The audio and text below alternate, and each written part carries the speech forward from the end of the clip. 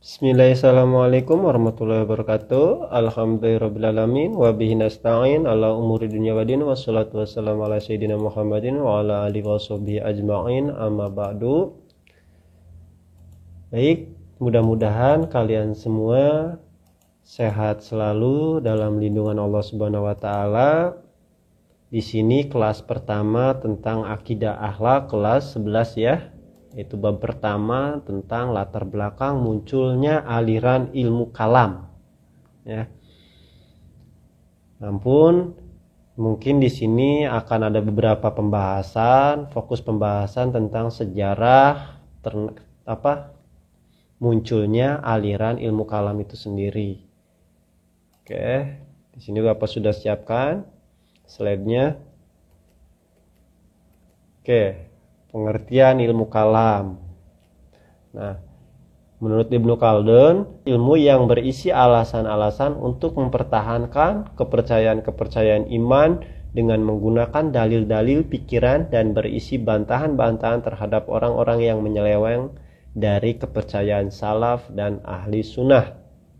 Nah, ini Bapak ambil menurut Ibnu Khaldun. Ya, ilmu kalam itu mengetahui, memahami, sedangkan kalam itu dalam bahasa Arab yaitu percakapan, ucapan. Makanya jika dalam jurmiyah itu al-kalamu wa lafdhu murakabu mufidu bil wad'i wa aqsamu salah satu, tapi bukan itu yang dibahas, tapi ini pembahasan tentang teologi. Makanya ini tentang alasan-alasan ataupun retorika, membahas tentang ilmu retorika juga pembahasannya, karena tentang ucapan dan logika ya. Oke. Selanjutnya yaitu alasan disebut sebagai ilmu kalam. Kenapa bisa disebut ilmu kalam? Pertama, masalah pembicaraan tentang firman Allah Subhanahu wa taala, yaitu yang kita ketahui firman Allah itu disebut dengan Al-Qur'an. Nah, Al-Qur'an ini apakah azali ataukah baru? Artinya apakah Quran ini qadim ataukah hadis ya?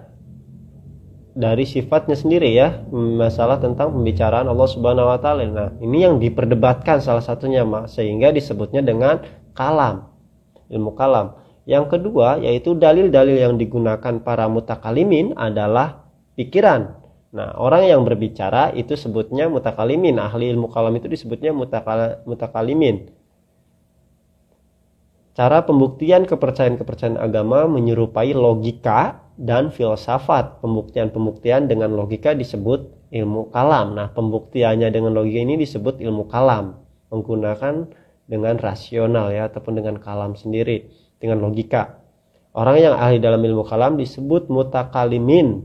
Mutakalim, nah jamaknya yaitu mutakalimin. Ahli ilmu kalam disebut mutakalim, jamaknya mutakalimin.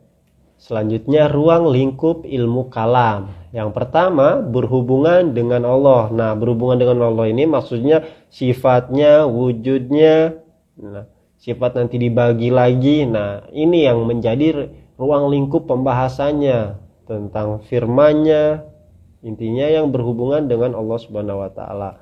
Yang kedua yaitu berhubungan dengan Rasulullah, yaitu tentang pembahasan kitab-kitabnya, sifatnya. Oke, yang ketiga yaitu berhubungan hal-hal yang akan datang. Nah, ini hari akhir ya, tentang hari akhir, hari pembalasan di alam kubur. Nah, ini pembahasannya. Nah, sedangkan menurut Hasan al-Banna yaitu pertama yaitu tentang ilahiyat, sama saja yang berhubungan dengan ketuhanan. Yang kedua tentang nubuat, yaitu tentang kenabian sendiri. Nah, kenabian ini kan banyak cabangnya ya. Tadi itu tentang sifatnya, tentang wahyunya, tentang apa yang diterimanya. Nah, yang ketiga yaitu ruhaniyat. Yang ketiga yaitu tentang sam'iyat. Yang ketiga, ilmu kalam juga mengikuti sistematika arkanul iman. Nah, artinya ilmu kalam ini pembahasannya tidak akan jauh dengan yang namanya rukun iman ya, arkanul iman. Rukun iman ya ada berapa? Ya jelas ada 6 arkanul iman. Oke, yaitu nih peta konsepnya sendiri, sejarah ilmu kalam. Nah, jika membahas sejarah artinya yang melatar belakangi ilmu kalam itu ada, itu seperti apa? Kita harus melihat terlebih dahulu yaitu dari zamannya akidah pada masa Nabi Muhammad SAW, yaitu seperti apa. Yang kedua yaitu akidah pada masa Khulafaur Rasyidin. Nah, nanti di akidah pada masa Khulafaur Rasyidin ini terdapat suatu peristiwa yaitu peristiwa tahkim ya ataupun arbitrase. Di sini terdapat peristiwa tahkim. Nanti sampai ke perkembangannya yaitu sampai ke akidah runtuhnya Bani Abbasiyah. Nah, ini yang kalian pelajari dan ini pun tugasnya yaitu satu, apa yang disebut dengan peristiwa tahkim, bagaimana kejadiannya, coba ceritakan kronologisnya itu seperti apa peristiwa tahkim itu terjadi. Yang kedua, tugasnya yaitu coba jelaskan tentang ilahiyat, nubuat, ruhaniyat, dan sam'iyat ya. Coba kalian tuliskan, jelaskan nanti pada Google Classroom kalian. Oke. Selanjutnya nih faktor-faktor timbulnya ilmu kalam. Nah, di sini ada perbedaan faktor yang mempengaruhi ataupun faktor munculnya ilmu kalam dan nanti aliran ya, beda. Nah, faktor timbulnya ilmu kalam itu yang pertama yaitu faktor internal, yaitu dari dalam Islam sendiri. Yang itu dorongan dan pemahaman tentang Al-Quran ya. Yang kedua, perbedaan pemahaman terhadap dalil Al-Quran dan hadis. Nah, di sini pun terdapat pembicaraan ini dari dalam. Yang ketiga, persoalan politik Islam. Dari politik Islam itu sendiri. Oke, ini faktor internal, sedangkan faktor eksternalnya satu, pengaruh pemikiran agama selain Islam, yaitu dari luar Islam. Kalau ini eksternal, dari luar.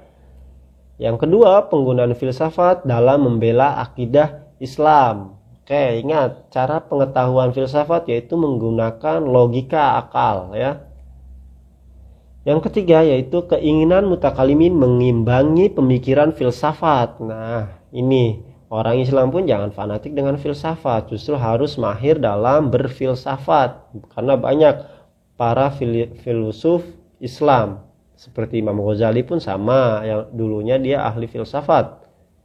Lalu terjun ke tasawuf. Kayak Ibnu Sina, dia bukan terkenal dalam kedokterannya saja, tapi dia juga ahli filsafat. Aduh, azan. Baik, selanjutnya sejarah timbulnya aliran-aliran ilmu kalam ataupun sejarah munculnya aliran-aliran ilmu kalam. Berbeda ya, kalau tadi itu membahas tentang munculnya ilmu kalam itu sendiri, sekarang alirannya ataupun firqoh-firqohnya.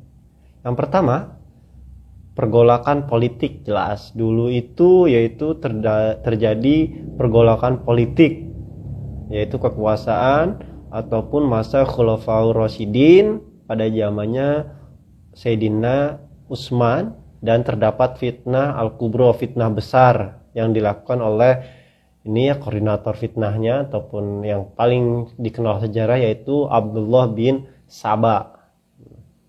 Nah, yang kedua, terjadinya tragedi yaitu terbunuhnya Sayyidina Utsman bin Affan.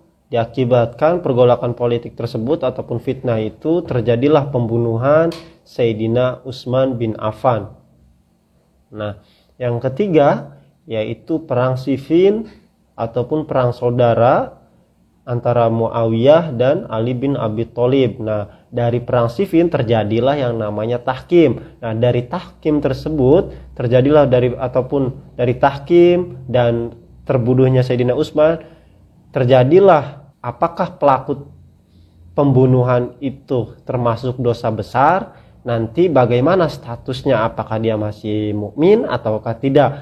Nah, di sini terjadilah pergolakan pendapat segala macamnya, timbullah suatu aliran. Nah, dari perang Siffin ini yaitu Muawiyah dan Ali bin Abi Thalib ini, yaitu terjadi juga yang namanya aliran Khawarij, yaitu keluar dari barisan Ali bin Abi Thalib, disebutnya Khawarij. Nah, kaum Khawarij ini adalah aliran pertama dalam aliran ilmu kalam ya. Baik, mudah-mudahan bermanfaat. Wassalamualaikum warahmatullahi wabarakatuh.